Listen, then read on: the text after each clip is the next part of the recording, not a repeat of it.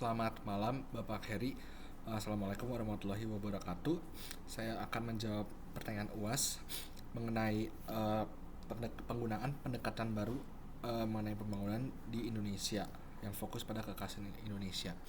Jadi dicetuskan oleh Paul Wirotomo yang mengusung pendekatan baru dalam teori pembangunan dengan konteks yang Indonesia. Pendekatan ini tuh dipusatkan pada local wisdom atau social learning yang berfokus pada perkembangan ekonomi atau developmentalism yang bertanggung jawab terhadap dinamika masyarakat. Jadi yang pertama itu keuntungannya adalah menggunakan pendekatan yang lebih dengan local wisdom instead of grand theory adalah bisa merespon pada tiap keunikan dan keragaman di Indonesia, di mana Indonesia itu kan negara yang kompleks secara budaya, bahasa, dan juga kondisi geografisnya.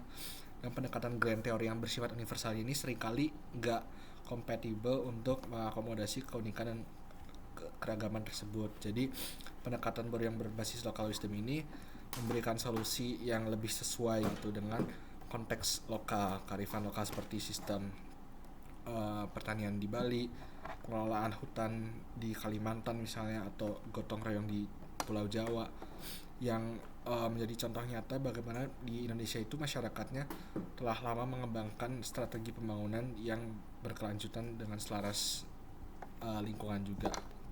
Lalu yang kedua itu dapat mengatasi kesenjangan dan ketimpangan, di mana pembangunan di Indonesia ini masih banyak bermasalah dengan contohnya kesenjangan sosial dan ketimpangan yang tinggi antar wilayah dan antar kelompok sosial juga, atau bahkan antar individu. Pendekatan yang top down selama ini digunakan ini seringkali malah memperbesar gap dari kesenjangan tersebut.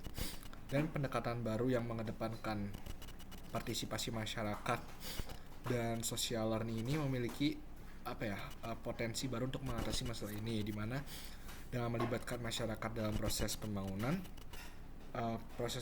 ini akan menjadi lebih tepat sasaran dan juga sesuai dengan kebutuhan masyarakat.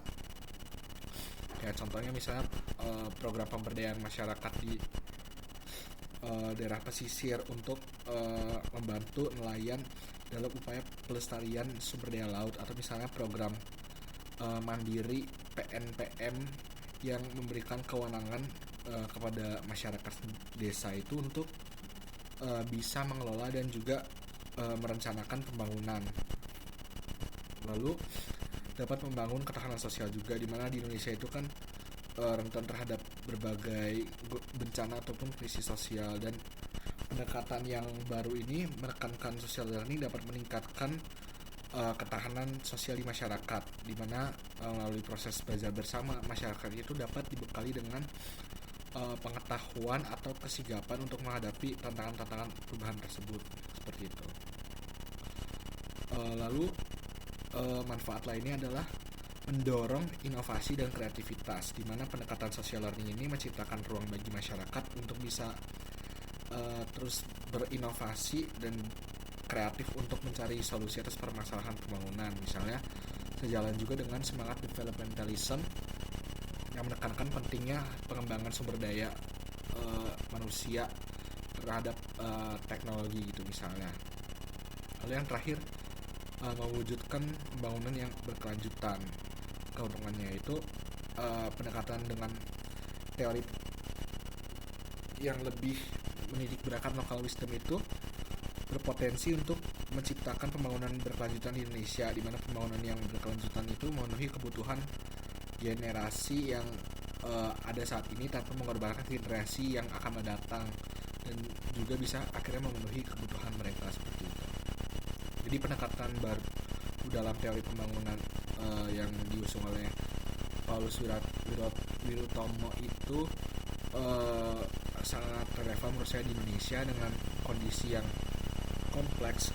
Menggunakan local wisdom atau social learning itu berpotensi menyelesaikan berbagai masalah pembangunan di Indonesia.